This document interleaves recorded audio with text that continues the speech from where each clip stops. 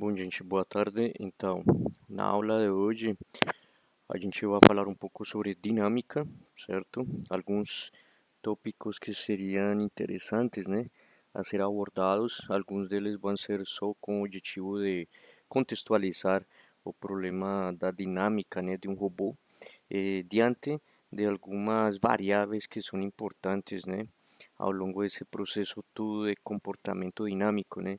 Então, para isso, na verdade, a gente vai começar por uma formulação clássica, né?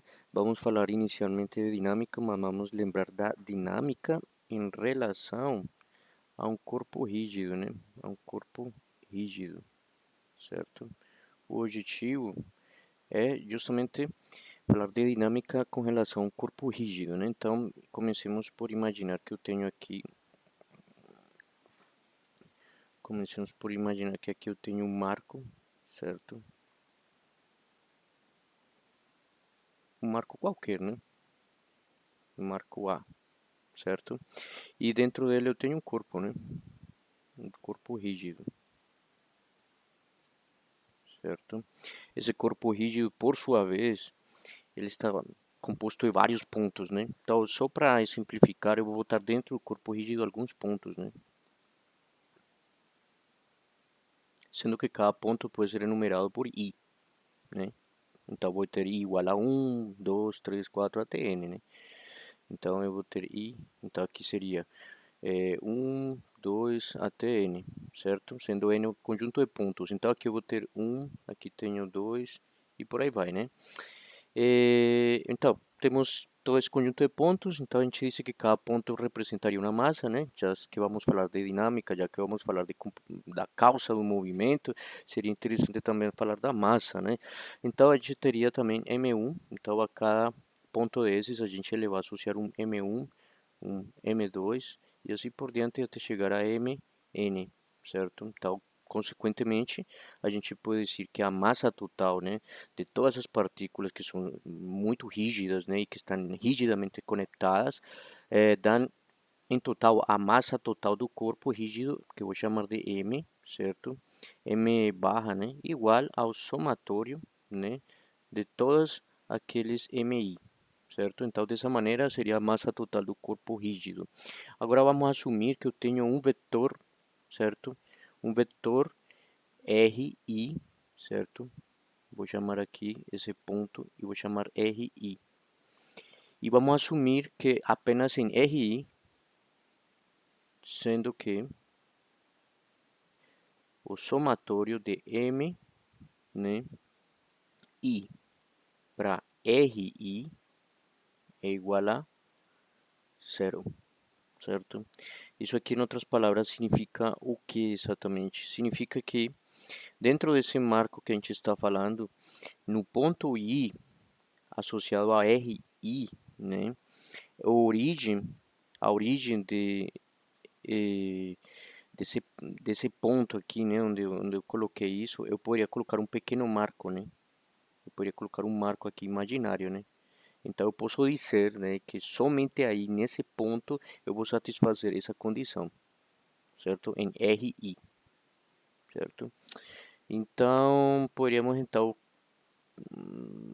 ainda reformular isto. Quando estou dizendo isso aqui, estou dizendo em outras palavras que a distância, certo, de qualquer partícula, certo, ou dentro desse corpo rígido, é,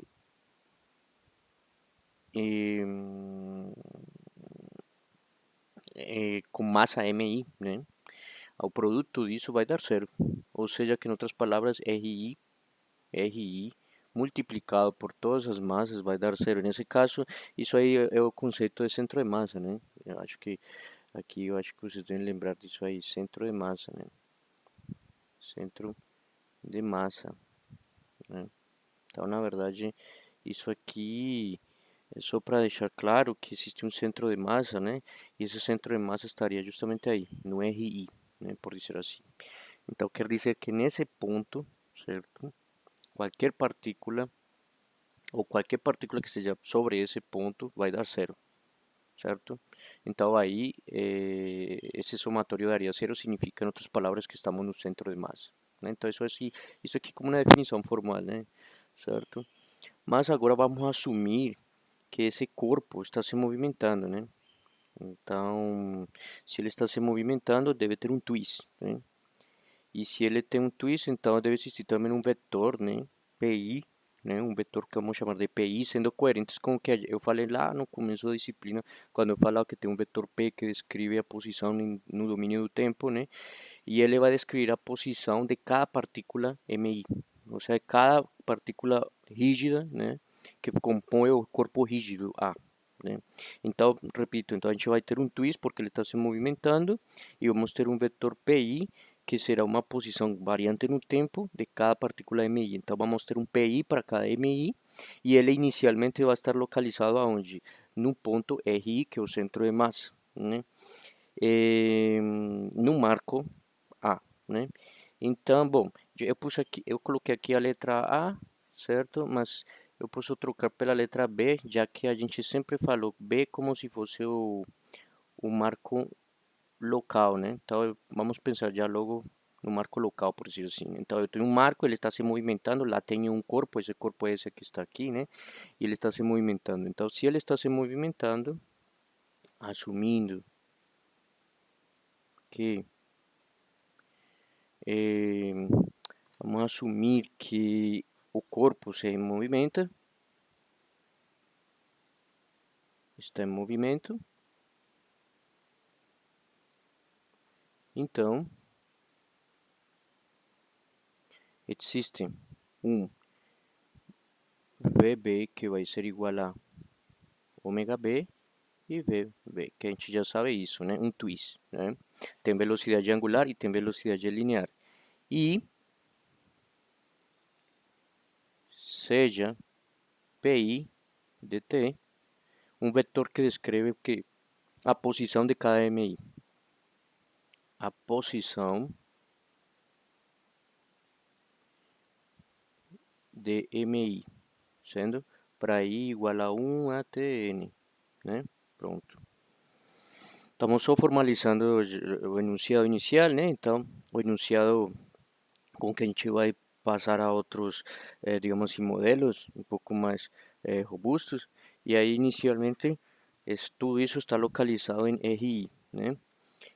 Quer dizer, o PI está apontando para RI, o centro de massa, né? Então, só para dizer isso, né? Então, basicamente, o que estou analisando neste momento é garantir que toda partícula esteja onde concentrada aí no centro de massa, de tal maneira que todas as partículas, certo? Vezes RI vão a dar zero, ou seja, que todas estão onde? No centro de massa. Então, estou concentrando toda a massa justamente aí, é justamente isso como o conceito de centro de massa, né? Então, estando nisso que estou comentando aí, nessa abordagem aí, então assumir que existe um vetor PI associado a cada MI, que no final está tudo aglomerado em um único ponto, que é o centro de massa, significa dizer, em outras palavras, que o marco B é um marco, digamos assim, não inercial. Por quê? Porque ele está em movimento, né? E se está em movimento, tem velocidade. Se tem velocidade, a gente pode assumir, por exemplo, uma coisa interessante a ser falada é que quando você se movimenta, ou você está movimentando um corpo com relação a um marco fixo, aquele marco onde você está colocando o corpo que se movimenta, existe uma certa, digamos assim, existe uma certa diferença, né? E essa é que aquele corpo que está em movimento, o marco em movimento, versus aquele outro marco que está fixo, recebem um nome diferente. Aquele que está em rotação, em movimento, em translação, dentro de seu próprio marco local, é conhecido como marco de referência não inercial, enquanto que aquele que é fixo é inercial, né? Esses nomes pues, são decorrentes, inclusive, daquela teoria, né, de mecânica clássica newtoniana, né? Então, a gente vai fazer o que agora? É, a gente vai calcular a derivada disso.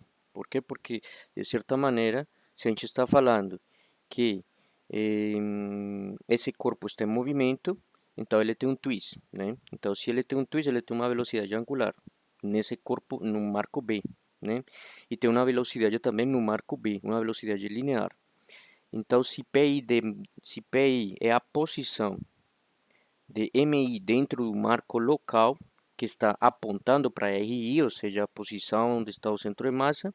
Então, PI ponto deve ser a velocidade dele, né? A velocidade do corpo, mas a velocidade tem que ser uma composição de várias velocidades, né? Vamos ver, a gente vai ver daqui a pouco, mais tarde, né? Nessa aula ainda, que tudo isso recebe um nome, né? E uma maneira interessante de falar isso é sobre, por exemplo, a aceleração centrípeta, né? Então, se eu tenho aceleração centrípeta em um corpo, eu tenho também provavelmente aceleração centrífuga. Eu posso também ter aceleração de Coriolis, né? Tipo, efeito de Coriolis, né? Que é uma coisa muito, tipo assim, bem comum aqui na robótica, né? E eu, de pronto, eu vou parar um pouco para explicar isso, mas é uma coisa que também acontece, né? Está aqui. Então, bom, então, a priori, né? Sabemos que ele está em movimento dentro desse marco, né? Então, vamos a calcular isso aqui. Então, vamos a calcular PI ponto, né? PI ponto, em outras palavras, não é mais que o quê? Nesse caso, vamos ter uma velocidade, né? Nesse caso, uma velocidade linear, não é? Sim, porque o corpo está se movimentando em torno a uma velocidade, né?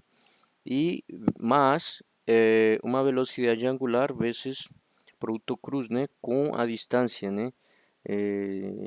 Do corpo, certo? Então, a distância a que o corpo está se movimentando de um eixo, né? Geralmente a gente colocava isso aqui assim, né? Ômega B produto cruz PI, né? Então aqui um conceito vetorial, né? Isso aqui, por ser vetorial, essa parte aqui está dizendo que eu estou assumindo a velocidade linear com que ele se movimenta no corpo, assim como a parte angular. Então é como se eu estivesse dentro desse marco,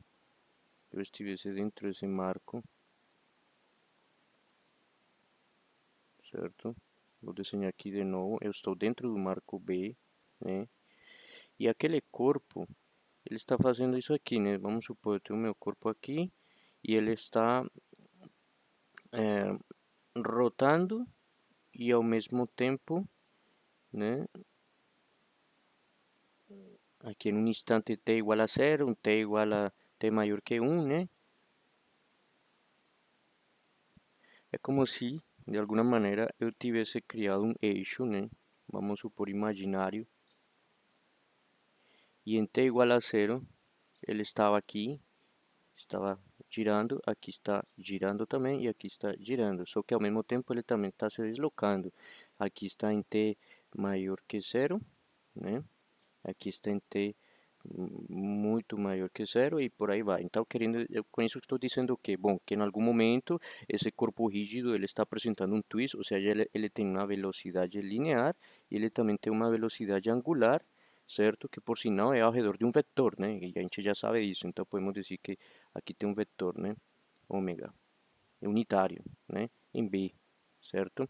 Multiplicado pelo módulo, pelo θ, né? Iria dar a velocidade angular, né? Por θ ponto, né? Lembrando que isso aqui é o mesmo que θ ponto, certo? Então, se a gente pega esse vetor e faz produto cruz com PI, a gente termina calculando que a velocidade tangencial produzida por isso, né? Então, é só isso, né? Por enquanto, né? Então, só para a gente ter uma noção de que estamos falando, né? Só para nos posicionar.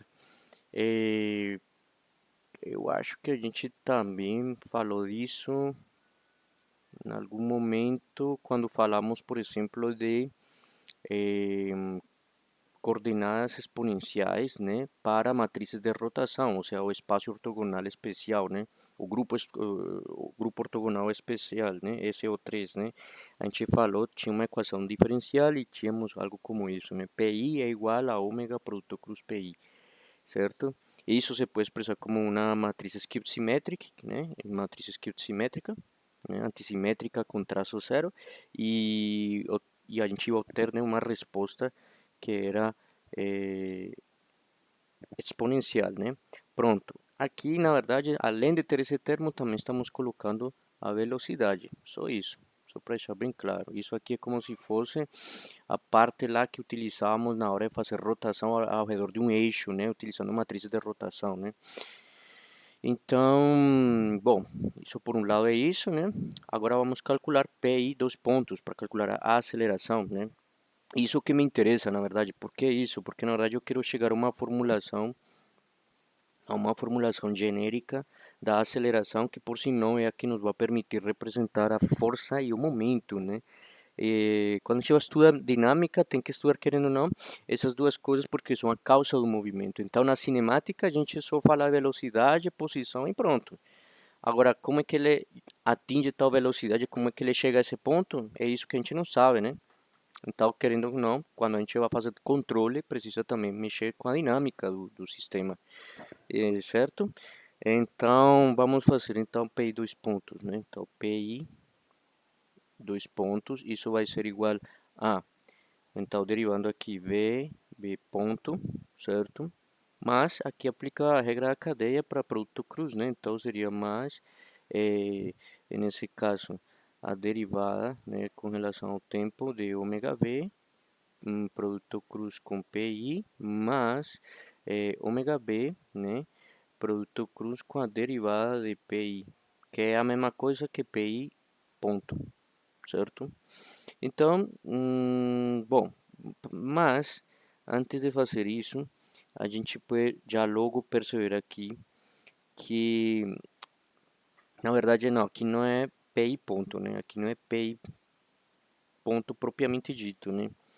A gente, se, sim, bom, se temos aqui PI ponto é tudo isso que está aqui em cima. Então, na verdade, eu vou colocar assim, melhor, para não atrapalhar aqui. Aqui vai ser VB ponto mais ômega B ponto, produto cruz com PI, mais, então aqui podemos colocar simplesmente ômega B, né, produto cruz com tudo aquilo que está aqui, né. Então, nesse caso, ômega, velocidade VB mais ômega B, produto cruz PI. Basicamente é isso, certo? Agora, se a gente, por um momento, né, substituir aquele PI, né, por RI, né, então a gente tem uma estrutura, digamos assim, um pouco diferente, mas um pouco mais compreensível desde o ponto de vista da, da inércia, né? Porque da inércia e do centro de massa. ¿Por quê? Porque PI, como já disse, define a posição de cada partícula, mas se todas as partículas estão aglomeradas em um único ponto que é o centro de massa, então esse PI eu posso já dizer que é RI, né? Que é aquele vetor que aponta para o centro de massa. Então eu já posso assumir, então, por isso que PI vai ser RI, né? Então dessa maneira eu vou colocar PI, né? Dois pontos, continua PI, dois pontos, só que agora tudo que é PI eu vou substituir por RI, né? E outra coisa, lembrem que se eu tenho a observação, né? Observação. Lembrem que se eu tenho A produto cruz B, isso é o mesmo que A skip simétrica vezes B, né? Isso é uma observação. Então vamos lá, aqui seria V ponto, mais, utilizando aquela propriedade lá que mostrei na observação, seria ômega V ponto PI, certo? Mais, oh, perdão, PI não, RI, né? Porque eu falei que iria trocar. Então, vou colocar aqui RI mais ômega B, certo? Só que aqui, propriedade distributiva, né? Então, ômega V produto cruz com VB. Então, ficaria assim, né? Mais, então, aí teríamos um produto cruz vezes ômega B vezes. Então aí teríamos o que? Teríamos isso aqui, ó, certo? Quadrado vezes RI, né? Que eu simplesmente fiz distributivo aqui, vai dar isso, produto cruz, o que utilizo essa propriedade aqui. Faço isso aqui também com essa parcela aqui, só que ômega B, produto cruz com ômega B, vai dar, por skip simétrica, vai dar vezes. E isso aqui também, né? Então, na verdade, eu estou querendo dizer aqui o que? Isso aqui é o mesmo que ó, ômega B com hum, ômega B com P, com RI, né? Então, né? Isso aqui é como se fosse produto cruz, mas pelo fato de ter utilizado uma matriz em forma, um vetor em forma skip simétrica, então já consigo fazer essa multiplicação aí tranquilamente, né? Então, feito isso aí, agora a gente passa a calcular a força, né? A força nessa partícula, MI. Então, para cada partícula MI, eu vou ter uma força, essa força vai ser definida justamente por quê? Então, logo Fi, que é a força, vai ser igual a Mi vezes Pi, dois pontos, né? Pela segunda lei de Newton. Se a gente tem essa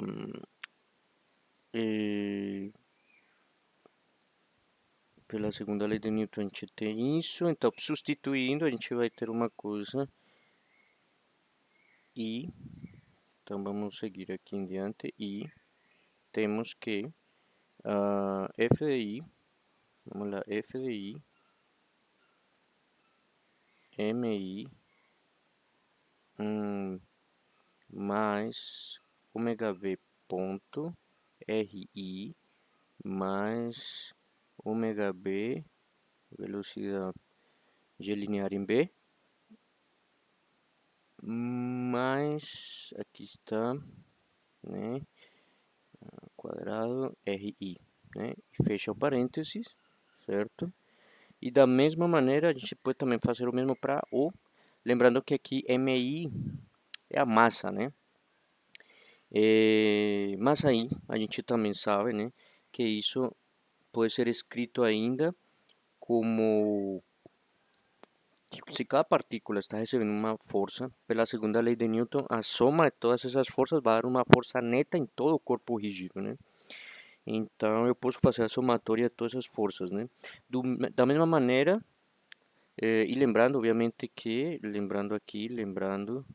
aqui eu vou colocar em alguma parte, lembrando que o somatório de todos os MI é igual a M, né? M linha, né? Então, eu vou colocar, por isso, M' para representar a massa de todo o corpo. E aqui eu vou colocar M, certo? Sem linha, para representar o que? O que chamamos de torque, né? Ou simplesmente isso aqui, Fi vezes, ou seja, produto cruz RI, que também pode ser escrito como RI, né? Vezes Fi, certo? Só que por sua vez, isso aqui é o mesmo que RI, né? Vezes FI, que é MI, e todo isso que colocamos lá, né? Mais ômega V, RI, mais ômega V, VB, mais ômega V quadrado RI. E aí está, né? Então, com essa estrutura, a gente tem uma formulação clara sobre todo o corpo rígido. A gente já pode induzir isso dessa maneira.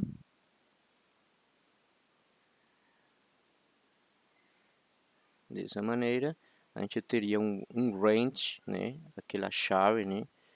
Certo? De todo o corpo rígido no marco local B, que vai ser igual a que a um momentum ou um torque, né? MB e uma força em B. Só que cada uma delas, por sua vez, é o que? Somatório, né? Aqui eu vou colocar ó, se eu coloco aqui um i é porque esse MI não é esse mesmo MI daqui. Então eu vou colocar aqui, na verdade, para representar, vou colocar um MI estrela, né? Então aqui seria a soma de todos, né? Os MI estrela, né? Com relação a I, né? Então seria MI estrela, que se calcularam dessa maneira aqui, né? Enquanto que FB vai ser a somatória em relação a I de todos os FI, né? E é isso que eu quero chegar, né? Mas aí a gente chega a uma conclusão ainda mais interessante, né? Usando a expressão lá anterior, então vejamos que f de b, então, observação, né? F de b, né, vai ser igual a tudo isso aí, né? Um somatório, certo? Um somatório em I, certo? De quem? De MI mais isso aqui, né? Mais, por que que estamos fazendo isso aqui? Bom, eu vou somar todas as forças de cada uma das partículas e com isso eu vou ter a força neta, né? Pela segunda lei de Newton. Eh, bom, aqui mais ômega b quadrado RI. Pronto, certo? Bom, aqui a gente vai ver algo muito interessante, pois a gente sabe qual é a definição de centro de massa, né? A gente sabe que em um centro de massa, a somatória de todas as tipos e todas as partículas com relação a um RI vai ser igual a zero. Ou seja, lá você não tem como determinar uma força. Perdão, lá você não tem como dizer que tem um distanciamento entre o centro de massa e o ponto escolhido associado à partícula inercial. Não. Na verdade, você, quando está em RI, você está no centro de massa, então certamente isso vai ser nulo, né? Simplesmente por a aplicação disso aqui, né? Vai ser nula aquela multiplicação, né? MI mais R vezes RI vai dar zero, né? A somatória é todo isso, né? Isso aqui, na verdade, é o que eu tenho MI vezes RI é o mesmo que M1 vezes R1 mais M2, R2 e por aí vai, certo? O que significa isso? Que todas as partículas que estão em uma posição, digamos assim, próximas do centro de massa, pues fazem parte do centro de massa, em outras palavras. Então, se eu consigo colocar tudo muito perto do centro de massa, ele vai satisfazer essa fórmula aqui. Então, eu não tenho como dizer que quando esteja uma, digamos assim, uma posição que não seja, digamos assim, longe, em outras palavras, do centro de massa, eu tenho uma força, né? Eu não posso dizer isso. Então, eu estou dizendo isso justamente porque na hora de fazer a distributiva aqui, ele vai multiplicar por RI aqui e por RI aqui. Então, como MI, somatório MI, RI com I é igual a zero, eu vou ter aqui o somatório de MI vezes isso aqui vezes RI. Então, isso aqui vai dar zero. E isso aqui também vai ficar MI, RI e uma skew simétrica de ômega B ao quadrado. Isso não vai fazer diferença porque, querendo ou não, tem o produto MI e RI. Em outras palavras, eu estou garantindo que isso seja nulo, né?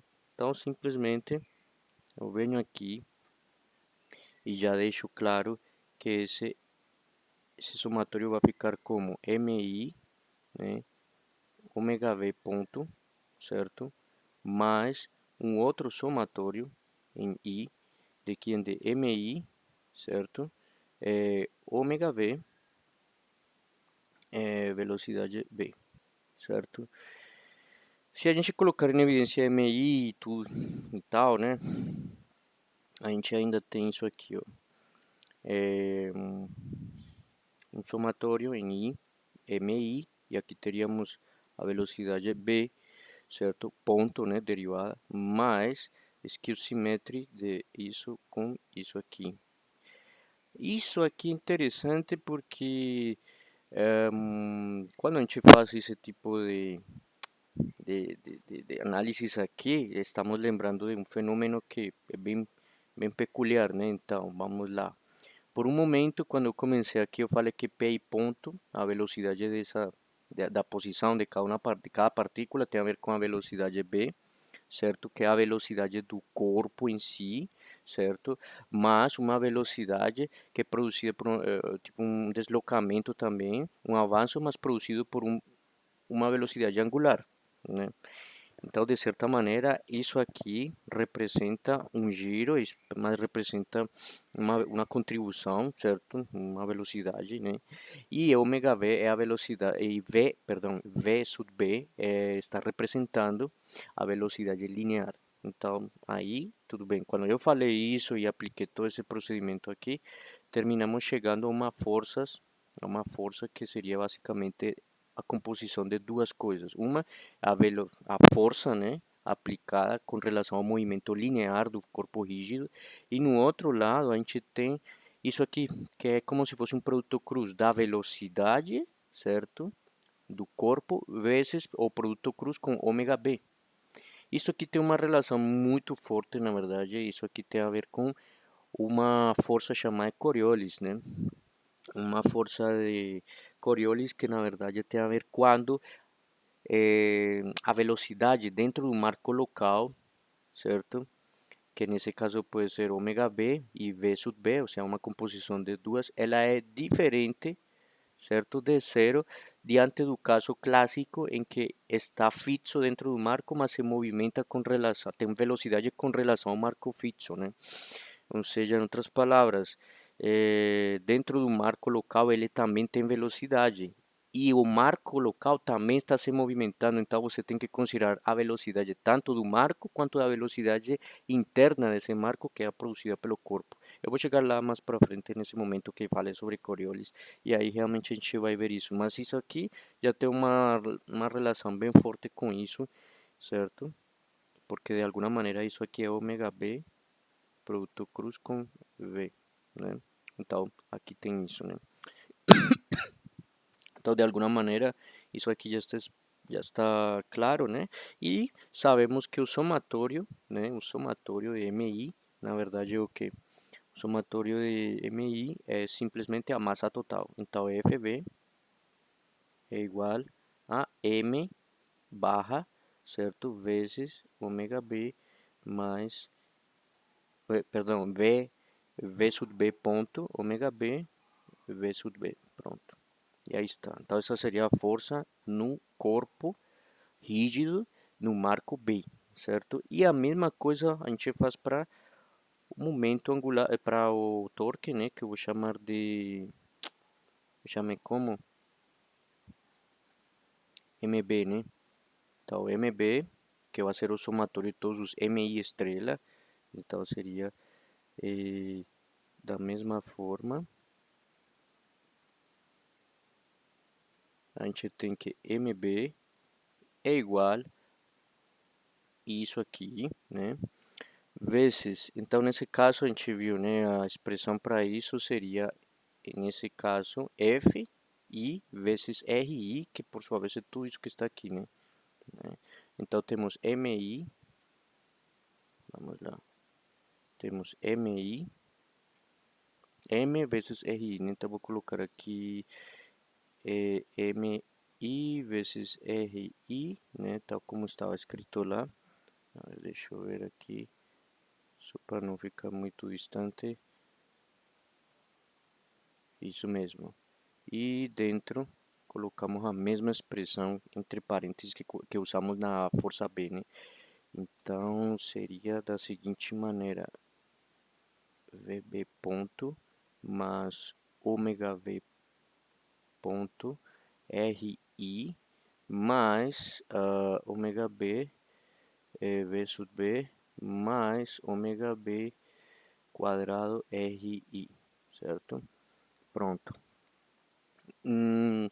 Mais uma vez, observando isso, a gente já vê que vai aparecer um termo MI vezes RI lá, né? Então, a gente já conclui, por exemplo, que aqui, quando passar a multiplicar isso por isso aqui, já vai dar zero.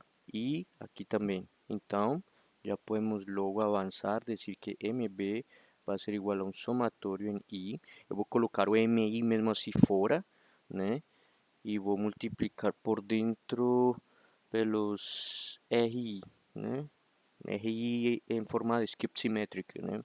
Então, na verdade, eu vou deixar assim, ó, MI, né?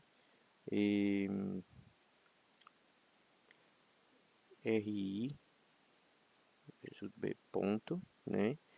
Mais RI, né? Pronto. E beleza, né? Acho que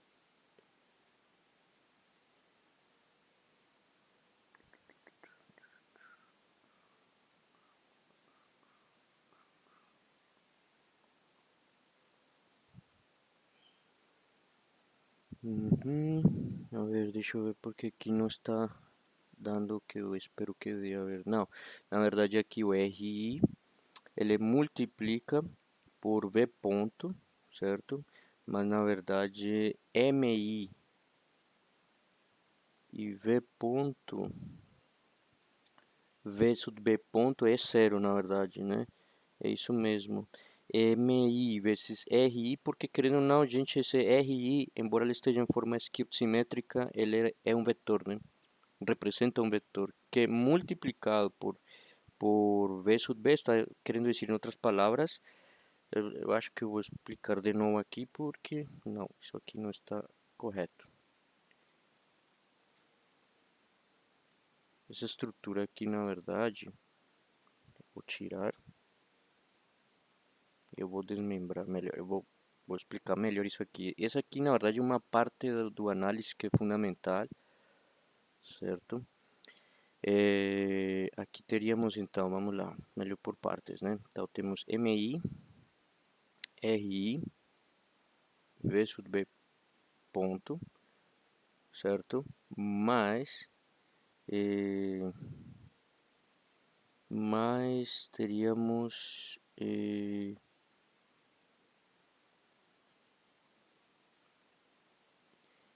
teríamos eu falei aqui o que, a ver, essa aqui multiplica por isso, então bom, vamos focar assim, MI, RI, né? Mas neste caso eu vou querer, como é, ômega B ponto, né? Estou multiplicando por isso aqui, e RI, certo? Vou fazer tudo, porque de fato não aplica isso aqui. Aqui vai acontecer uma coisa interessante, então não necessariamente vai embora. Eu vou ajeitar essa expressão aqui melhor, de outra maneira. Aí depois multiplica por... Bom, aqui outra distributiva, o somatório aplica, né, e tal. E aqui vai ser MI, RI, né, de ômega V sub B, né, e mais, o último aqui seria mais NI de MI, RI, certo? Multiplicado por ômega B quadrado RI, certo? Bom, e aí sim, então, analisando isto, a gente já logo observa uma única coisa aqui. Primeiro, esse aqui, na verdade, é o mesmo que isso aqui é o mesmo que MI vezes RI produto cruz com ômega V ponto. Mas isso aqui é zero. Então todo esse somatório aqui é zero. Aliás, vou colocar por aqui melhor. Eu vou colocar isso aqui é zero. Pronto. Para que fique claro, né? Esse somatório aqui. Esse aqui, mais uma vez, né? Na verdade, esse aqui está dizendo que multiplicou assim, desse jeito, né? Aqui é I, aqui também era um, certo? De quem? De MI, RI, produto cruz, né? Com produto cruz com, nesse caso, outro produto cruz de quem? De ômega B com produto cruz V sub B. Só que isso aqui é zero, né? Então todo esse termo aqui também vai para fora. E aí tudo bem. Só que aí vamos analisar a outra parcela, o que sobrou, né? E analisando o que sobrou, embora pareça que fosse dar zero, na verdade não é necessariamente zero. Por quê? Eu vou mostrar aqui agora. Aqui eu tenho MB. Eu vou colocar o somatório, certo? Eu vou colocar em evidência MI, RI, de quem?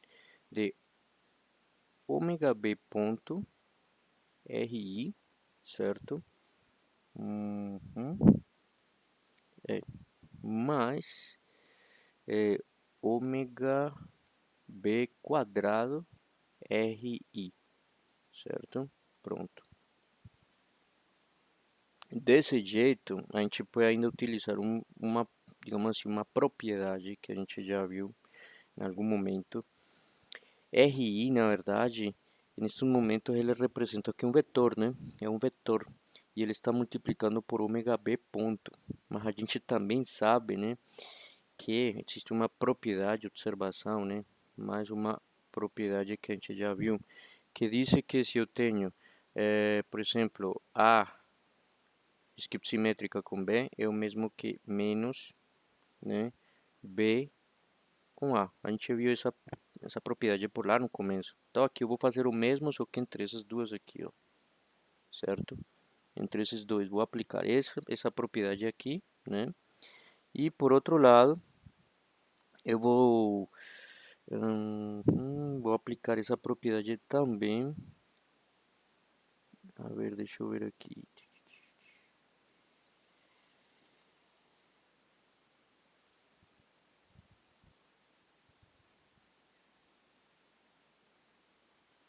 Vamos aplicar essa propriedade aqui. Vamos ver primeiro como é que eu faço aqui. Bom, MB, né? Aqui seria somatório de MI, né? Como eu vou aplicar essa propriedade, isso aqui vai ficar menos ômega B ponto vezes RI em forma simétrica, né?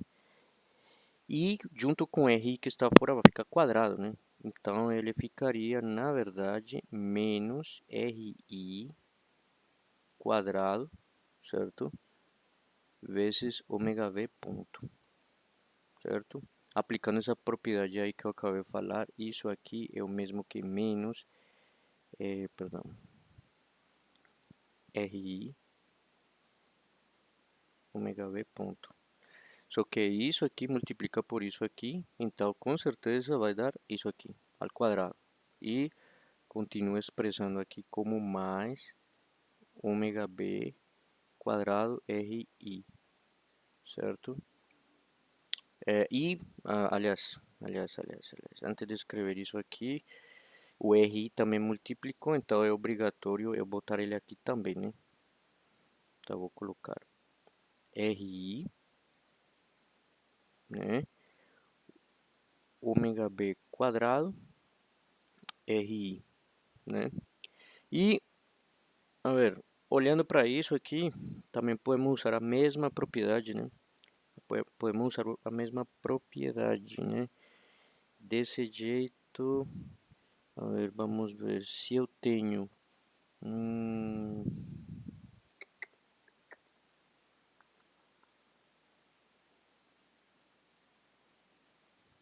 a ver, vamos analisar isso aqui por separado, porque eu preciso que ele fique em termos de RI, só que é uma maneira quadrática, né? Uma estrutura quadrática. Desse jeito aqui não dá, mas vamos ver o seguinte, observação aqui do lado, né?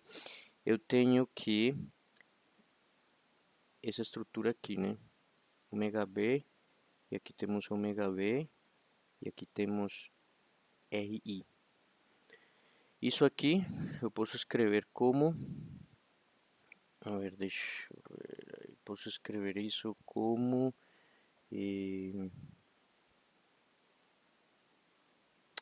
aqui está, ó. Isso aqui eu posso escrever como RI ômega B negativo, então o negativo ficaria aqui, certo?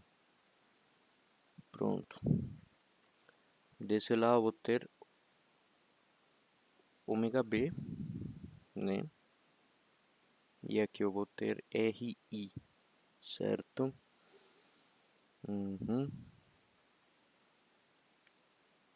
Pronto, e aqui aplicamos uma outra propriedade, certo?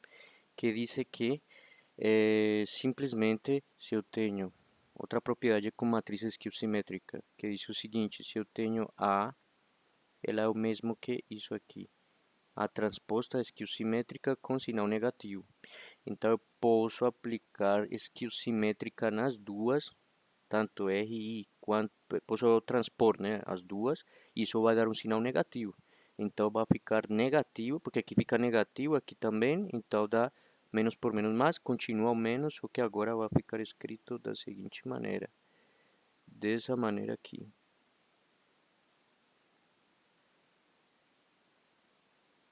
E aí pronto. Aí, aplicando isso no que está aqui, substituindo praticamente toda essa expressão, temos que o momento, o torque, né, no corpo rígido do marco B, ele é simplesmente isso aqui, né, I, MI de menos RI quadrado, ômega B ponto, menos, né, RI transposto, ômega B transposto, RI, certo? Ômega B, certo? E fecha o parênteses aí. Nesse sentido, a gente já tem uma estrutura tanto para a força quanto para o torque, né? Ainda assim, essa estrutura que a gente está vendo aí, vocês veem que o ômega B ele é comum para todos, né? Claro, né? Que se todas as partículas estão dentro do corpo, então é óbvio que ela tem que ser igual para todos, né? Realmente, então aí a gente vai ter, só para finalizar aqui, uma estrutura, não sei se é a da força eu generalizei, então vamos fazer o mesmo para o torque. Do jeito que isso está aqui escrito, MB vai ser igual a um somatório de I, de MI, um negativo aqui, vou colocar RI quadrado, tudo multiplicado por ômega B, ponto, certo? Enquanto que do outro lado, eu vou ter...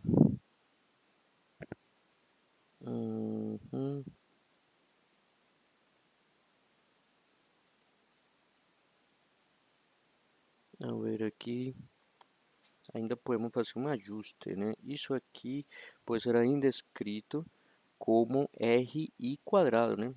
Lembrando que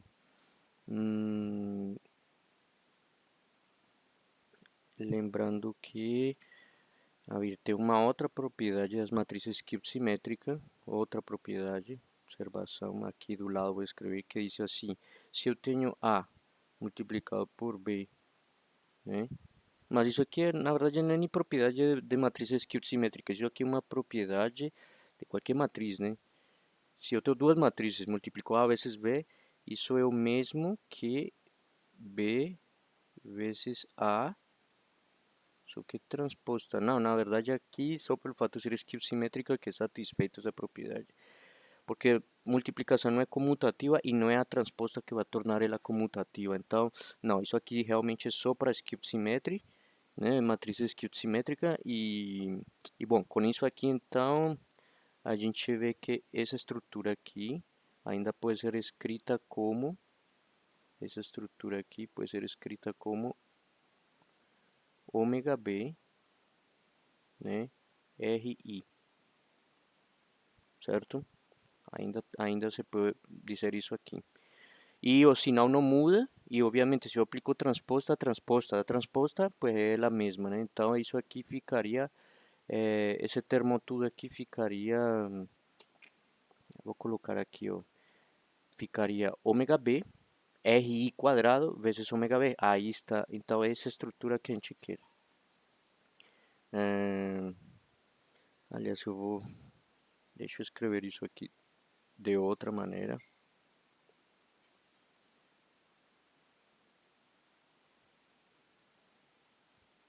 Pronto, eu vou escrever isso melhor, vou dizer assim, ó.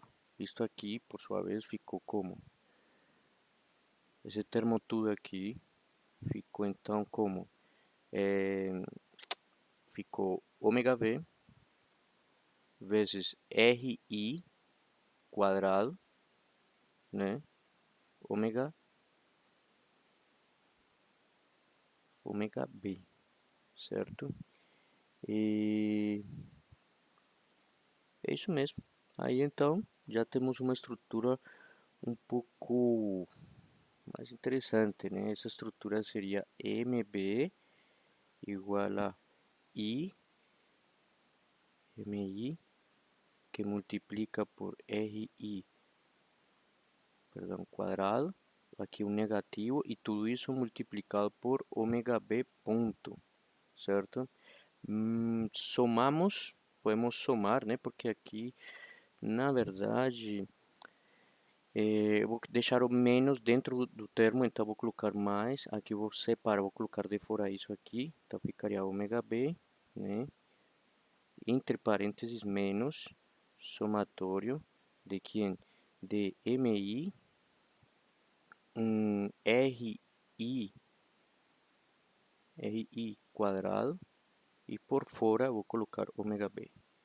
Observem que os I eu deixei todos dentro, como se fossem todos aglomerados em um parênteses. Para quê? Para eu dizer no final que é isso que vocês estão vendo aqui. É a mesma coisa, não é? Então, se é a mesma coisa, isso aí seria simplesmente a matriz de inércia rotacional. ¿Por quê? Porque de alguma maneira estamos falando de que de um movimento, certo? Que é angular, ômega b está associado ao movimento angular, velocidade angular, e ômega b ponto é a aceleração angular.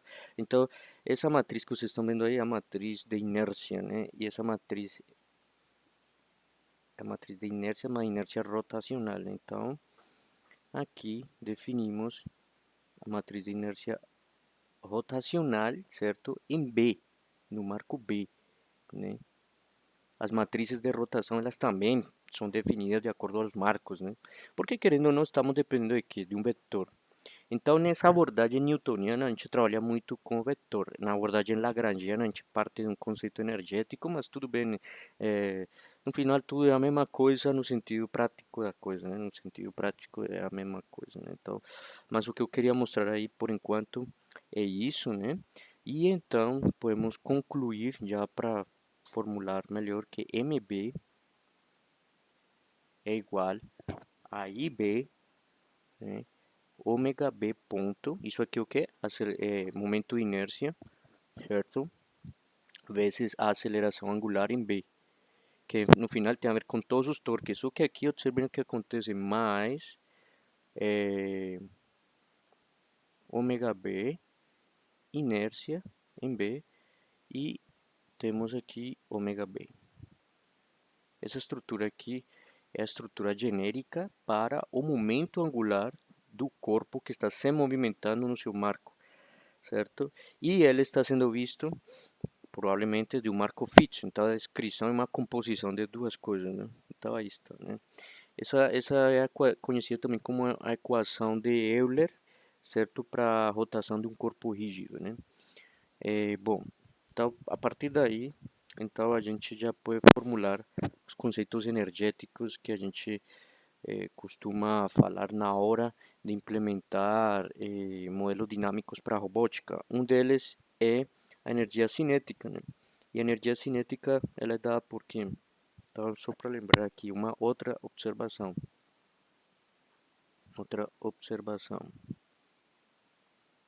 né? A energia cinética,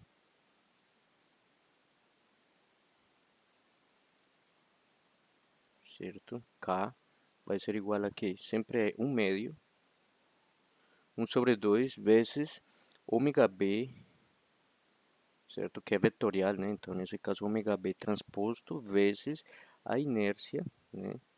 Energia cinética rotacional, né? Ômega B.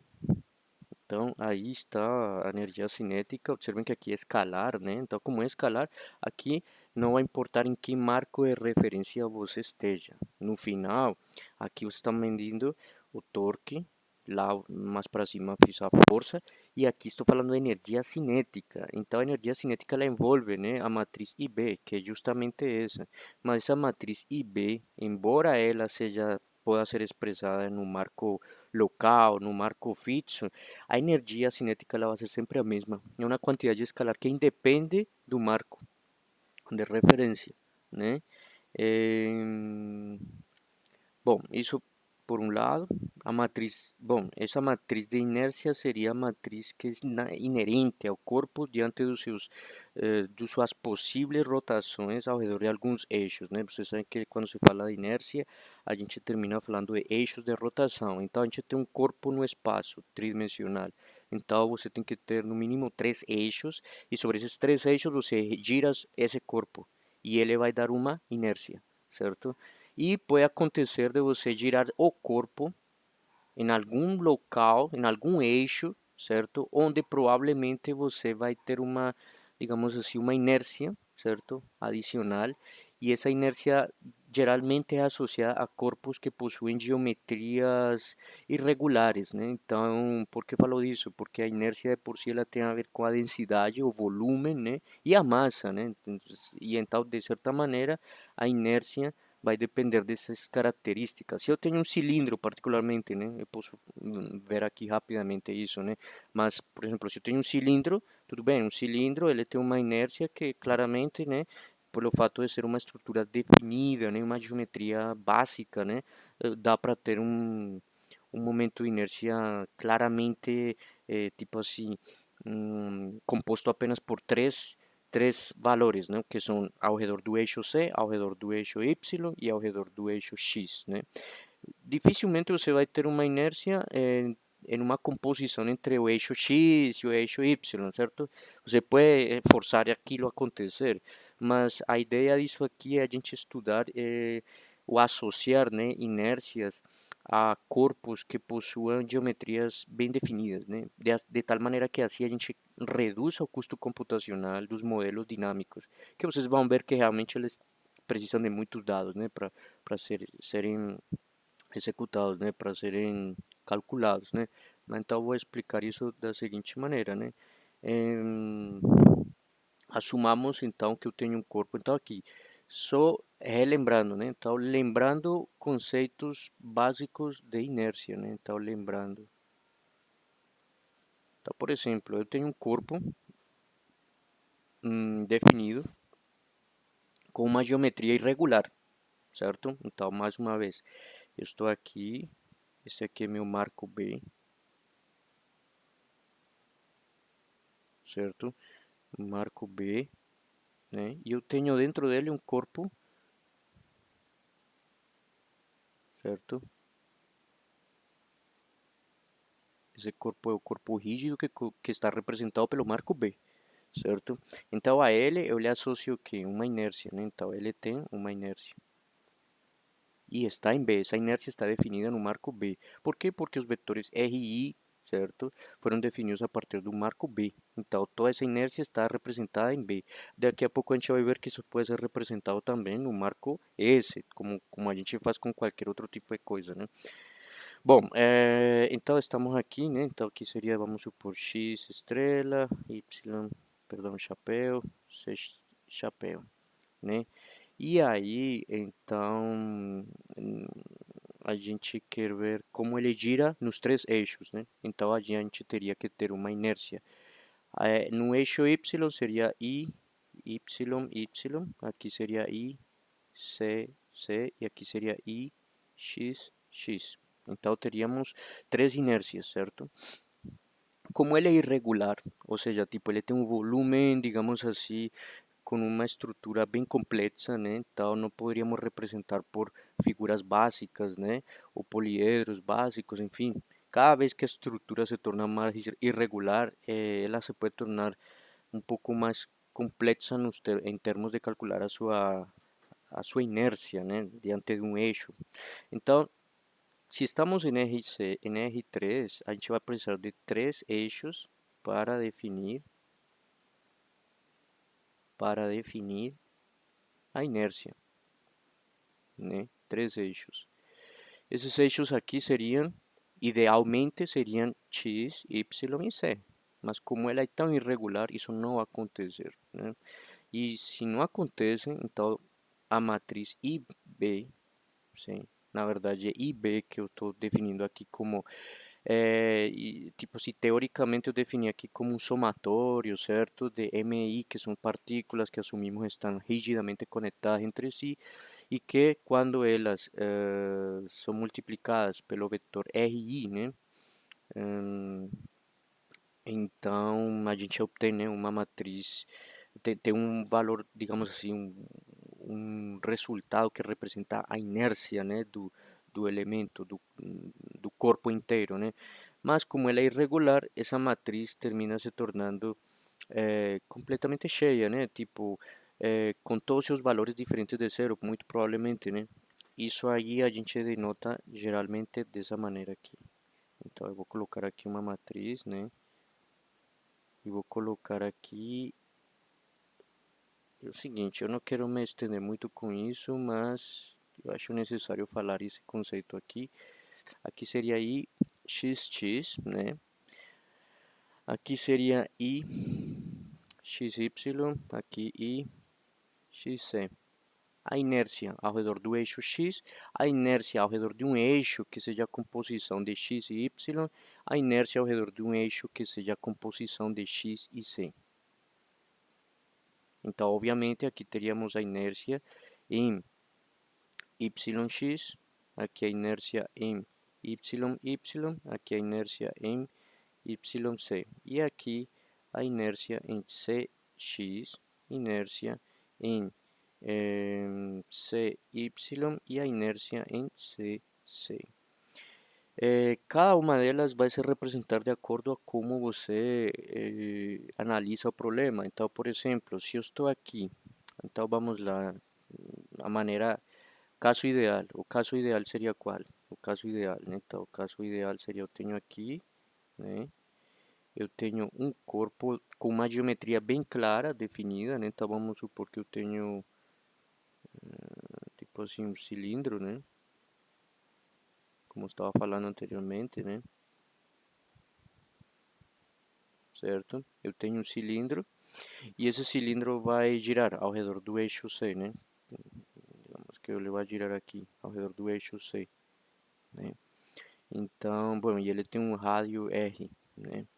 Então, bom, se ele gira aí, nesse sentido, ele só gira ao redor do eixo C, então eu tenho como calcular isso, né? Então, tranquilamente eu posso ver que esse cilindro ele vai girar também sobre esse eixo e sobre esse eixo e com isso eu posso definir uma inércia tranquila, tranquila. Por quê? Porque essa figura geométrica já tem um volume definido e essa, digamos, é a primeira, digamos assim, o primeiro critério, né? Seria πr quadrado. Se isso aqui tem uma altura h, vamos supor, então isso aqui seria πr quadrado h. Então, como o volume é definido, é conhecido, facilmente calculável, então decimos que a matriz de inércia desse corpo aqui vai estar definido por uma matriz diagonal, com apenas esses elementos aqui que estou apontando em vermelho. Os demais todos seriam zero, nulos. Por quê? Porque esses três valores já correspondem ao momento de inércia nesses três eixos. Então, por que eu vou ter mais se somente preciso de três eixos? Então, aí está a explicação de uma maneira bem intuitiva, né? Então, essa matriz tem que ter sempre, de alguma maneira, ela tem que ter uma associação direta com três eixos, certo? Para definir a inércia de qualquer corpo, certo? Se ele é um corpo cujo volume é conhecido, então fácil, né? A matriz de inércia vai ser uma diagonal, com uma inércia em x, outra em y e outra em c. Mas se ele for irregular, como o caso genérico que estou mostrando aqui, aí todos os elementos muito provavelmente serão também diferentes de zero. Então, onde entra o problema para nós em robótica? Um link, por exemplo, de um robô, de um braço robótico. O link ele pode ter uma forma específica, tipo vocês percebem, lembram, né, no VRAP quando mostrei o UR5, o UR5 ele tem uma estrutura de braços cilíndricos, mas chega uma parte em que os braços têm uma certa geometria, né, para poder se acoplar à articulação. Então a geometria do braço não é 100% definida e, portanto, o volume também não é 100% definido. Então aí entra um problema, certo, que tem a ver com a inércia, né? Então a inércia termina termina com certeza fazendo um papel super importante na evolução do modelo dinâmico, né? E numericamente falando, tipo computacionalmente, na hora de implementar controladores, com certeza ela a maneira, digamos assim, de calcular ou aproximar a inércia de cada um desses elementos aí do braço mecânico, pois terminam fazendo uma diferença fundamental na execução das leis de controle, né? Então, por isso estou fazendo questão de lembrar disso aqui, né? E então, se eu tenho, por exemplo, voltando ao exemplo do cilindro, se vocês analisam aqui, cada partícula que compõe, né, esse cilindro, ela está separada por uma distância, né? Então, o que eu posso fazer é o quê? Calcular, né? Calcular ahm, a inércia de acordo com, digamos assim, esse ponto, né? Ou com relação a essa distância, né? Então, para isso, bom, existem várias maneiras de fazer isso, né? Mas, por exemplo, a inércia dele com relação a C é igual a 1 sobre 2 m sendo a massa do cilindro e r quadrado sendo r o rádio, né? Então esse cilindro tem massa m, pronto, aí está a inércia. Isso é fácil de fazer utilizando integrais, né? Lembramos que, por exemplo, a integral que representa isso aqui, né, ao redor de um volume, né, ela pode ser dita como: se eu vou girar ao longo do eixo C, qualquer pedacinho de massa vai estar definido por, eh, digamos assim, dm, né? Um diferencial de massa. E esse diferencial de massa vai multiplicar por uma distância ao quadrado, né? Porque lembremos que estou falando isso aqui, mas na verdade lembremos que a gente fala que a inércia, né, como mostrei lá, ela é IB igual a menos um somatório lá que coloquei MI RI quadrado, né? Então tem um RI quadrado. Então o RI tem que estar ao quadrado. Mas essa distância RI no final vai depender de quem? Vai depender de, digamos assim, de X e de Y. Já que se eu estou me girando sobre o eixo C, qualquer ponto que define isso aqui vai estar em X e em Y. Então isso é o mesmo que, ao invés de colocar R quadrado, vou colocar X quadrado por Pitágoras, né? E aí pronto, né? Só que o dm, por sua vez, é o mesmo que o quê? Que é a densidade, certo? Do corpo, certo? A densidade dele podemos dizer que está expressa em termos de x, y e c. ¿Por que estou dizendo isso? Porque a densidade desse corpo ela pode ser, digamos assim, maior em uns lugares, menor em outros. Isso seria, digamos, o caso mais genérico. Nenhum corpo tem a densidade 100% bem distribuída, né? Então isso também pode acontecer, né? Tipo, uma parte da peça é mais pesada e a outra é menos pesada. Tem maior concentração de massa em um lugar e menor em um lugar e maior em outro. Então, isso aqui com certeza acontece. A densidade, às vezes, um diferencial de volume é o mesmo que um diferencial de massa. E no final, x quadrado mais y quadrado, né? Que no final representaria o que? R quadrado, certo? Tem várias maneiras de solucionar essa integral. Essa integral aqui com certeza vai dar 1 sobre 2 mr quadrado, né? Só para lembrar a vocês, né? Mas esse é o jeito, né? Não tem muita ciência, né? Vejamos aqui rapidamente, né? I de C é igual a uma integral, né? De volume. A gente sabe, né, de antemão que isso aqui seria o mesmo que uma integral, certo? De r quadrado dm, certo? E eu vou integrar sobre m? Não. Seria um pouco inusual fazer isso. Então, na verdade, o que a gente faz é ajeitar isso como r quadrado, né?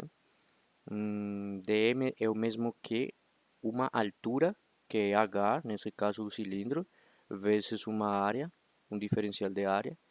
Só que, por sua vez, um diferencial de área, a área disso aí é pi, na verdade não. A área desse círculo, né? Na verdade, a gente sabe que a área do círculo que está embaixo é πr quadrado, né? Πr quadrado grande, né? O r grandão, né? Então, dA tem que ser igual a 2 πr e e vou colocar aqui um dr, certo? É,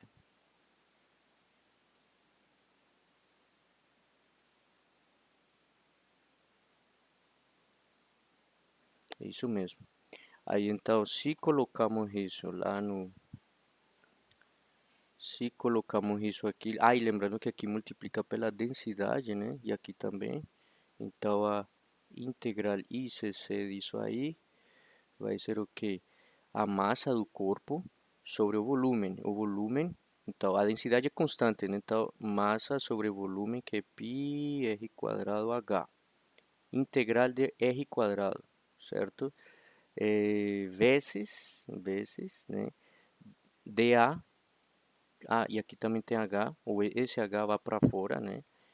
E o dA seria 2πr dr, né? Esse R aqui, na verdade, eu queria colocar R grandão, mas eu botei como R menor, porque na verdade esse R vai variar entre 0 e R grandão. Então, na verdade, eu posso tirar isso aqui, né? Só para contextualizar melhor esses conceitos aí.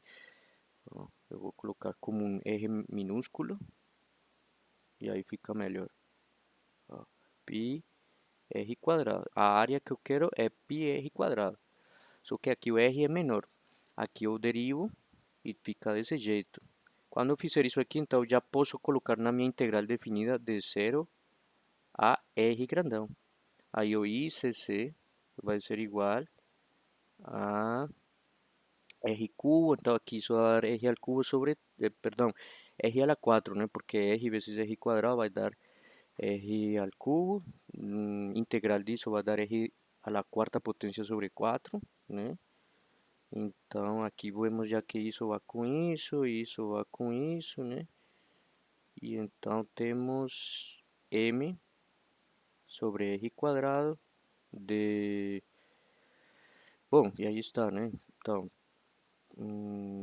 r sobre 4 aqui multiplica por 2 entre 0 e r. Isso aqui vai dar... bom, isso aqui com isso vai ficar 1 sobre 2m r quadrado, né? 2 com 4 dá 1 médio e aí está.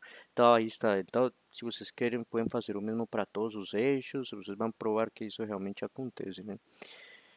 A inércia do cilindro vai depender muito também de cada eixo. Então, aqui o eixo mais simples é quando digamos assim, se eu tenho um link que é de maneira cilíndrica e ele está acoplado a uma articulação de revolução, né?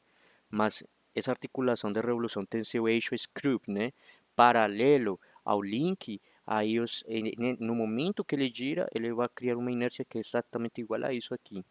Mas se ele tiver uma articulação de revolução cujo eixo de screw, né, ele é perpendicular ao link, aí a inércia vai ser de outro jeito. Então, é isso que eu quero dizer, né? Ou seja, melhor, em outras palavras, a geometria vai definir muito a inércia. Então, se eu tivesse um robô que tivesse articulações todas desse jeito, né, acopladas dessa maneira hipotética, e por outro lado os links fossem cilíndricos com volumes bem definidos, essa matriz aqui automaticamente poderíamos dizer que IB, poderíamos dizer, tipo assim, vou colocar aqui embaixo, se o volume não é definido, não é definido, eh, digamos assim, constante em todos os pontos, em outras palavras, em todos os RI, então I de B, que por definição é feito como um I, vamos colocar aqui IJ, certo? Então, será, então, IB, então, considerando, né? Considerando IB por definição igual a isso aqui, podemos afirmar que I e J será diferente de zero quando I é diferente de J, sendo que I e J eles podem ser, né, x, y e c, né? Mais ou menos o que eu quero dizer, né? Então, desse jeito, a gente conclui isso, né? A priori a gente já tem certeza de que isso nunca vai acontecer, né? Então, pronto, beleza. Uma maneira, então, de falar disso é a matriz de densidade, né? Certo? Mas como é que, então, a gente generalizar isso para qualquer robô, sendo que muitas vezes, que é o mais comum acontecer, claro, as formas não são definidas, né? Não são conhecidas, o volume não é definido constante em todos os pontos, a gente não tem uma estrutura, digamos assim, o volume não, a densidade melhor, né? A densidade, né? Então eu vou colocar melhor a densidade, que eu acho que a palavra volume, ela não necessariamente tem que, não tem nada a ver com isso aqui, né? Eu vou colocar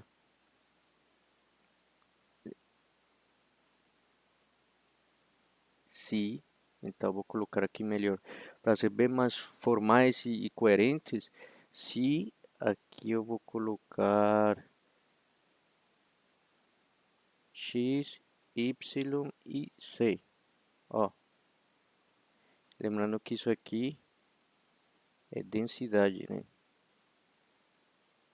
Essas integrais aqui de inércia, elas podem ser calculadas usando coordenadas polares, esféricas, cartesianas, dependendo também da geometria, né? Não vai ser complicado você fazendo uma coisa que é cilíndrica, onde você pode ter coordenadas polares, mas querendo fazer em coordenadas cartesianas. Isso geralmente vai trazer tem solução, mas vai trazer um problemas, digamos, um pouco mais não tão legal assim, né, em termos de matemática, né? Então, você poderia utilizar inclusive coordenadas polares, né, que seria pronto o jeito mais coerente de solucioná-lo, né? Coerente, né? Compatível, né? Bom, então, se a minha matriz não tem a densidade definida como constante em todos os pontos, então aí temos que resgatar duas coisas a se falar da matriz IB, né? IB, podemos afirmar que tá e ou duas coisas, uma e duas. A primeira é que vetores de I e B iriam representar os eixos, certo? São os eixos que representam o melhor, os autovetores de I B representam os eixos de inércia, né? Os eixos principais da inércia, né? Representam os eixos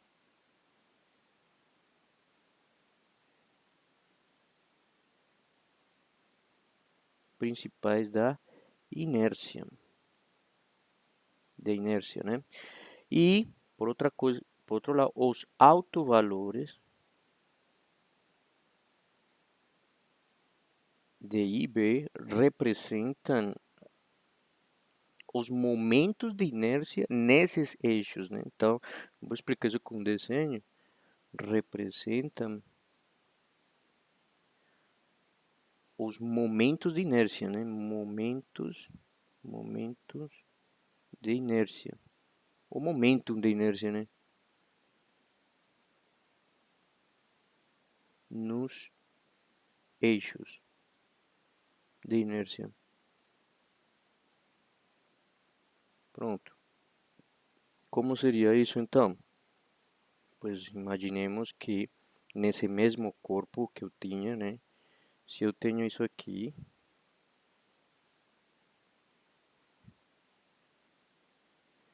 certo?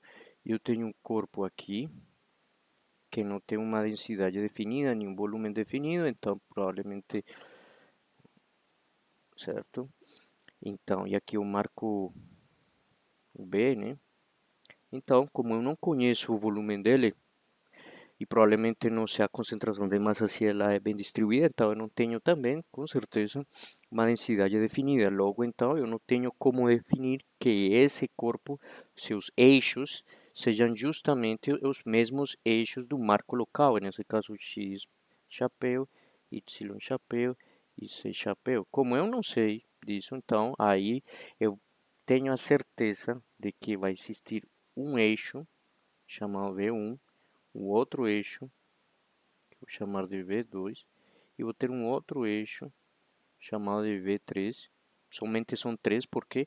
Porque primeiro a matriz de inércia, como vocês veem, ela não tem como não ser uma matriz quadrada, né? Ela é uma matriz quadrada, 3 por 3, certo? E se você tem uma matriz de 3 por 3 e ela é quadrada mesmo, então, e ela é, bom, ela é uma matriz não singular, então você com certeza tem que ter três autovetores, né? Então, esses três autovetores aqui que vocês estão vendo, e correspondentemente seus autovalores, né? Pois então vão representar que o momento de inércia ao redor disso aqui, ó. Então, eu pego esse corpo e faço girar ao redor de V1. Isso, ao redor de V1.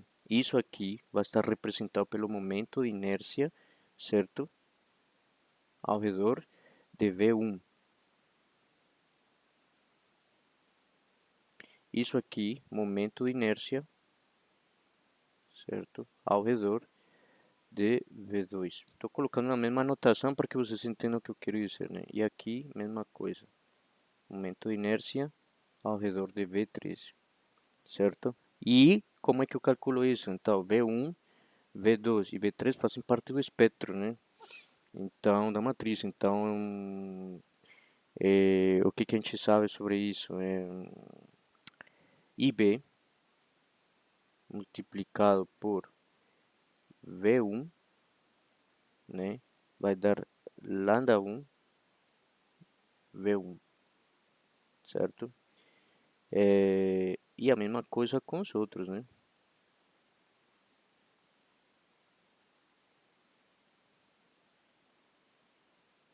V3 igual a lambda 3 V3, sendo lambda 1, lambda 2 e lambda 3 maiores que zero. Depois vou explicar por que isso, mas tem todo sentido. Não tem como ser negativos, primeiramente, porque se os autovalores fossem negativos, de alguma maneira estaria dando a natureza de que essa matriz poderia ser negativa. Bueno, que o momento de inércia poderia ser negativo, mas não, né?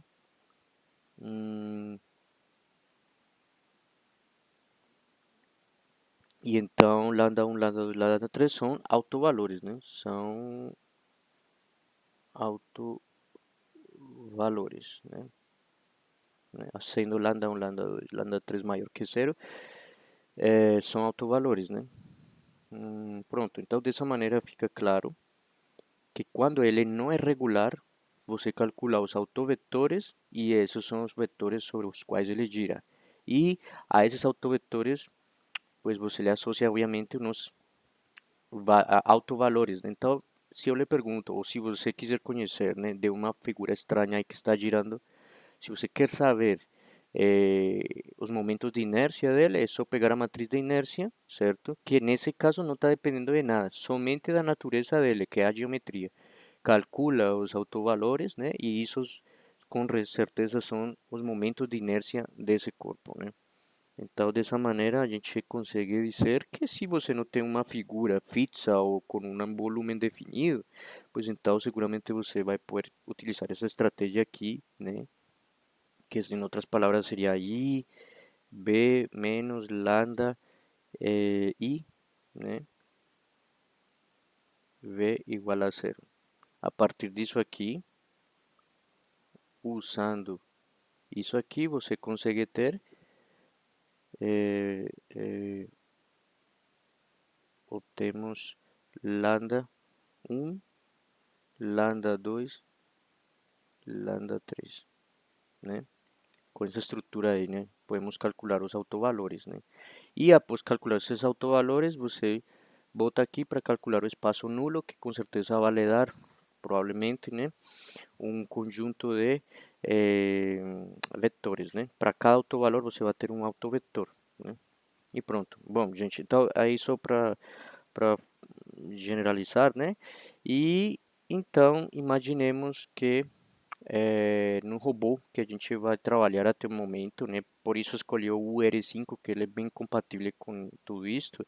Imaginem que o UR5 ele tem todos os links predominantemente cilíndricos, então a parte que não é cilíndrica a gente pode ignorar, né? E vamos assumir que cada link é cilíndrico. Logo, cada link sendo cilíndrico, sua matriz de inércia vai ser composta por uma versão diagonal. Nesse caso, por exemplo, aqui seria uma matriz de inércia para esse cilindro, seria seria IXX, IYY e CC. Aqui um conjunto de zeros e aqui zeros também, né? E então pronto, é uma matriz diagonal, né? E observem que sendo diagonal fica bem mais fácil afirmar que lambda 1 é IXX, né? Lambda 2 é o mesmo que IYY e lambda, bom, ICC é o mesmo que lambda 3. E quais são os autovetores, né? Pois aí então você observa, né, rapidamente que os autovetores dele, né, para cada autovalor, já por essa matriz que você está observando aí, já estão definidos, né? Já estão facilmente representáveis, que são simplesmente o eixo x, y e z. Os próprios eixos do marco local se tornam os próprios eixos, certo? Inerciais, ou de momento de inércia, certo? E se consideramos isso, então para qualquer robô com essas características ideais ou onde a gente pode expressar irregularidades, pues então a gente utilizaria naquela expressão do MB, então vamos lá no MB, a gente calculou o momento B, e é justamente isso que vamos fazer agora. Aqui o MB. Então, lembrando essa estrutura aqui,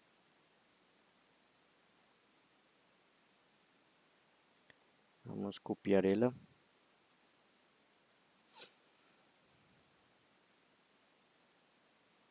Certo? A gente copia ela, leva para lá, né?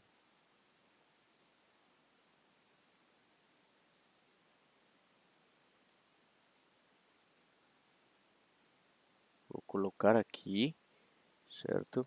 Então, se o corpo rígido, né, tiver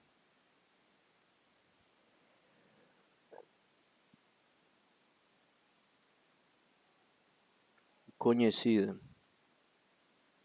então, conhecida e constante, né? Conhecida e constante, né? A gente não teria que se preocupar por solucionar aquela integral, sendo que em algumas parcelas a forma volumétrica seria incoerente com a outra, pois seria um pouco irregular. Então, como é conhecido e constante, né? Então, né? hum, essa expressão aqui automaticamente iria se tornar em algo como IXX, IYY e CC vezes ômega B ponto mais, aqui seria uma matriz que a gente já sabe que é skewed symmetry, né? Então aqui a gente poderia colocar,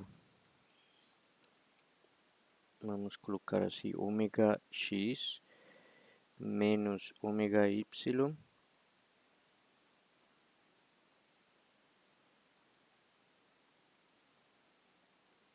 não, assim não, de novo, aqui seria zero, ômega x menos ômega y, aqui seria menos ômega x, zero, e aqui seria ômega c, aqui seria ômega y, aqui seria menos ômega c e aqui zero.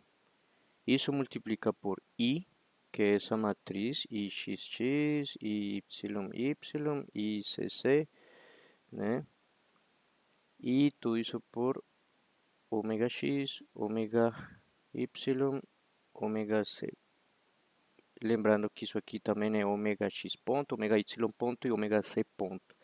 Manipulando tudo isso, então a gente vai ter uma estrutura para o MV de todo corpo rígido cuja densidade seja conhecida e constante, que coincide seus eixos, né, de inércia rotacional com os eixos do próprio marco local, seria basicamente expresso da seguinte maneira, né? Então, aqui teríamos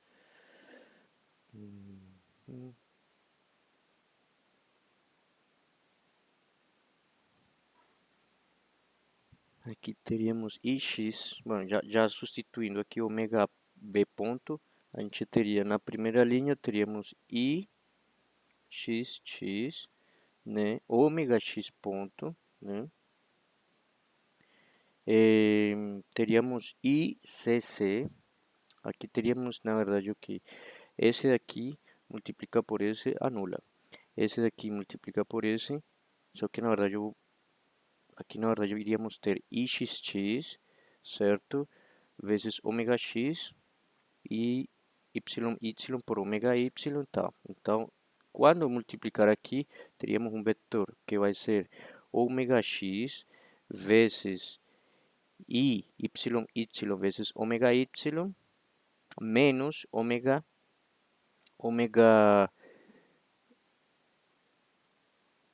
teríamos também menos, menos ômega y vezes ICC ômega c, certo? Então, dessa maneira, a gente pode escrever aqui como mais, né, ICC menos, já vou fazer a subtração, né, porque é o único que varia aqui é o inércia, né, e aqui ficaria ômega x, né, não, ômega x não, ômega c, porque ômega x não entra na expressão, ômega c e ômega y, esse seria o primeiro elemento. Estou tentando dizer o que é aqui, ó. Esse daqui, opa, isso aqui multiplicou por um vetor. Esse vetor na verdade é quem? I, x, ômega x, I, y, ômega y e I, c, ômega c. Né? Aí se multiplicou essa linha por essa coluna, a primeira não vai, a segunda vai dar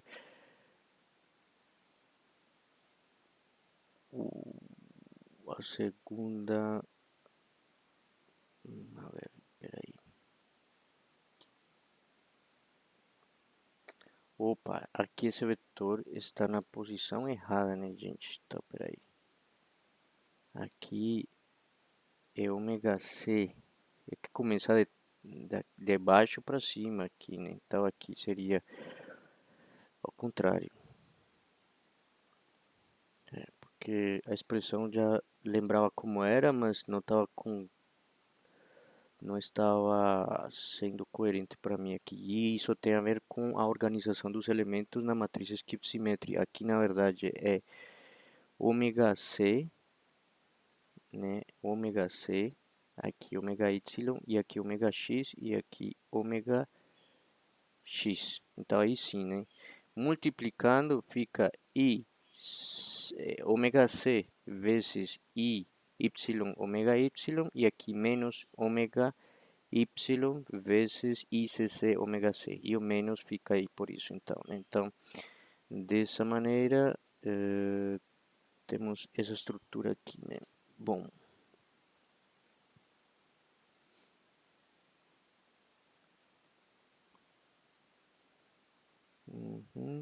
pronto, então seguindo o mesmo raciocínio, então temos y, aqui teríamos ômega y ponto mais i,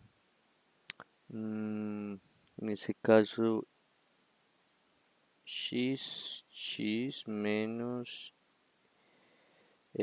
cc, né? Ômega x, ômega c. E aqui i C ômega C ponto, mas observem que isso aqui no final tem essa primeira coluna que representa o momento, representa na verdade pela segunda lei de Newton, né?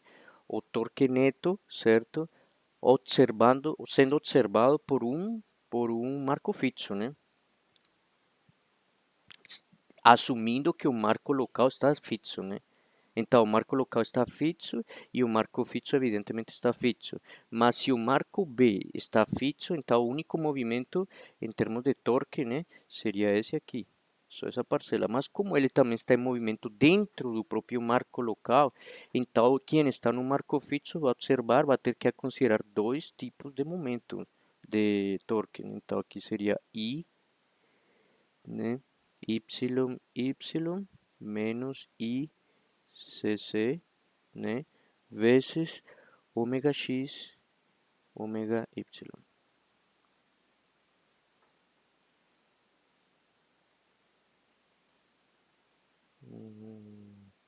Não, peraí, que aqui não, aqui teria que ser xx, né?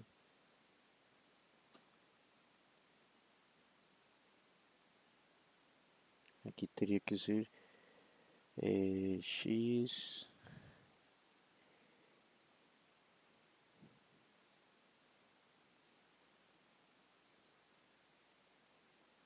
xx. Pronto, desse jeito fica melhor, tá?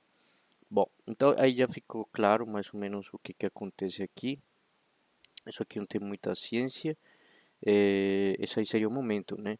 Bom, e com isso aí, então, a gente já pode, agora sim, voltar para aquele conceito da energia cinética, né? E sabendo que tem um momento como esse, e sabemos que temos uma velocidade que pode acontecer no marco local, então eu pergunto, será que a energia cinética vai depender do marco? Então a gente já disse, né, que não, certo? Então, como não depende, a gente pode calcular a energia cinética, certo? No marco, no marco local, ou seja, ômega B, certo? Usando ômega B, certo? Mas também podemos calcular energia cinética rotacional usando todos os conceitos de inércia em outro marco, né? Então, e aí a gente vai conseguir entender se existe ou não existe uma transformação que leve uma matriz de inércia de um marco para outro. Tá bom, essa matriz aqui é importante. Em seu respectivo momento a gente vai utilizar, né? Certo? E agora, então, vejamos, né? Sabendo que a energia cinética, né? Sabendo que a energia cinética não depende do marco,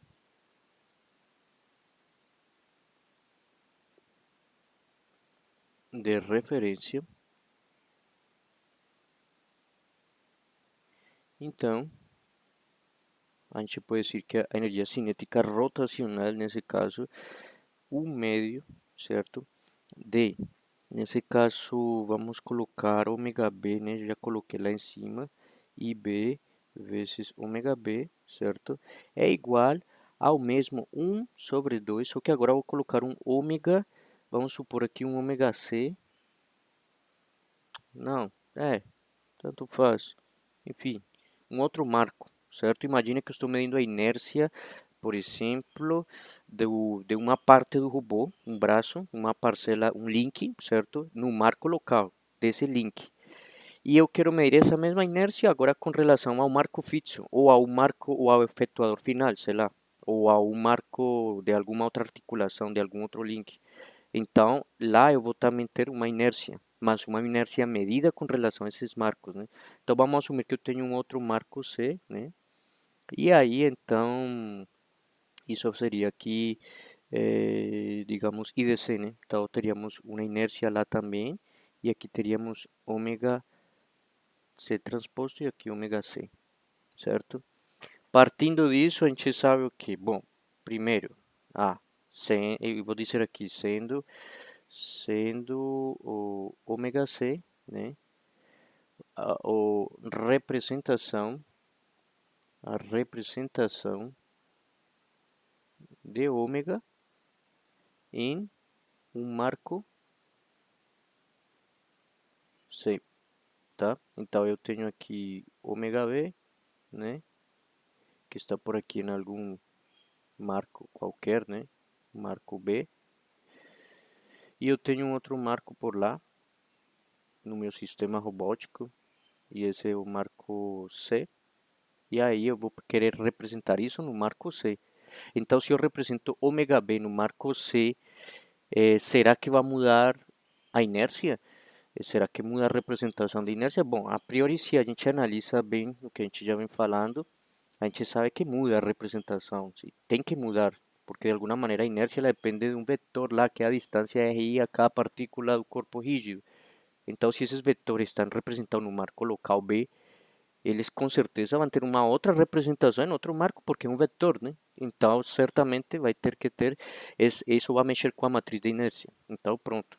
Só por aí a gente já sabe que de fato mexe com isso, então as inércias devem ser representadas também em outros marcos, devem ter outra representação numérica.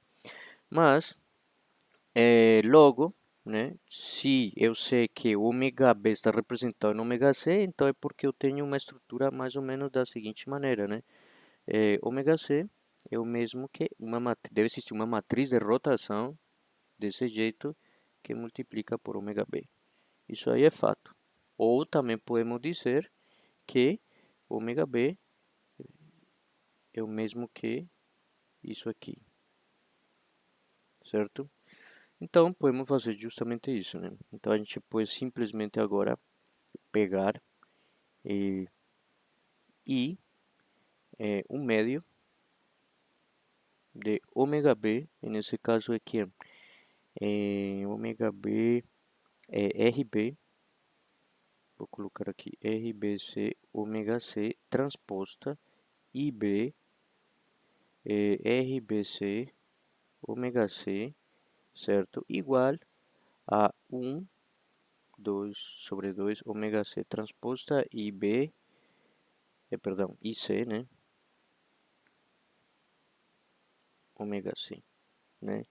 E daí, então, a gente sabe que pela aplicação das transpostas, né? Então, isso aqui fica o médio de ômega C transposta RBC transposta, que a gente já sabe que isso é o mesmo que a inversa, já que é uma matriz ortogonal, né?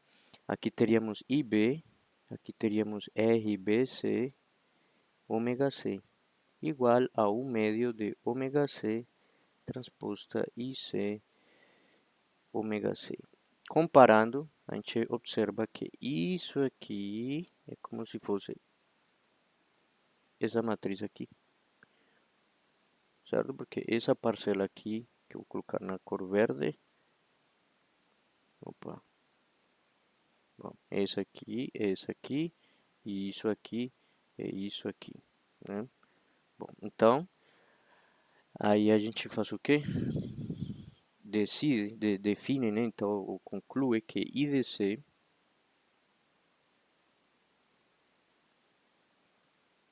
a gente conclui que IDC é o mesmo que R, BDC transporta, ou seja, CB, IB, R, BC, certo? Ou ainda também, pois para não deixar solto o fato de que isso existe, né? Essa transposta, né? Então, isso aqui é IB, R, BC. E aí temos então uma estrutura para uma matriz de inércia calculada lá no marco local e representar em um outro marco. Então vai ter que utilizar uma matriz de rotação. Então, como vocês podem observar, a matriz IC, em outras palavras, ela deve pertencer a um grupo especial ortogonal porque ela pode ser, digamos assim, modificada de um marco para outro usando as matrizes de rotação que a gente já viu. E, obviamente, com certeza, já que, olha, vê como isso aqui é bem intuitivo. Se você está falando de matriz de inércia rotacional, né, e você vê que ela é compatível com matrizes de de rotação do grupo especial ortogonal, então também deve existir uma representação exponencial para ela, né? Mas a gente não vai entrar nisso aqui agora, né? Porque certamente vocês já sabem que isso aí deve existir. Eu posso deixar isso em uma lista de exercícios e vocês provarem, né?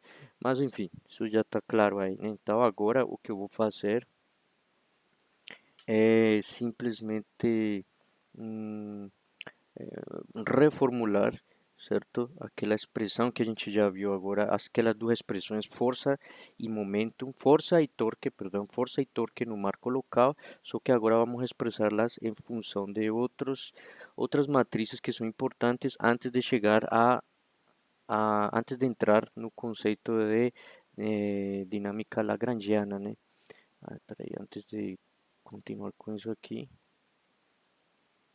não quero que fique parecendo que não escrevi aqui transposto, aqui é transposto, pronto, agora sim. E então, agora sim, a gente vai voltar para aquelas duas equações, né? Então, então aqui eu vou fechar por aqui, vou abrir uma outra folha, certo?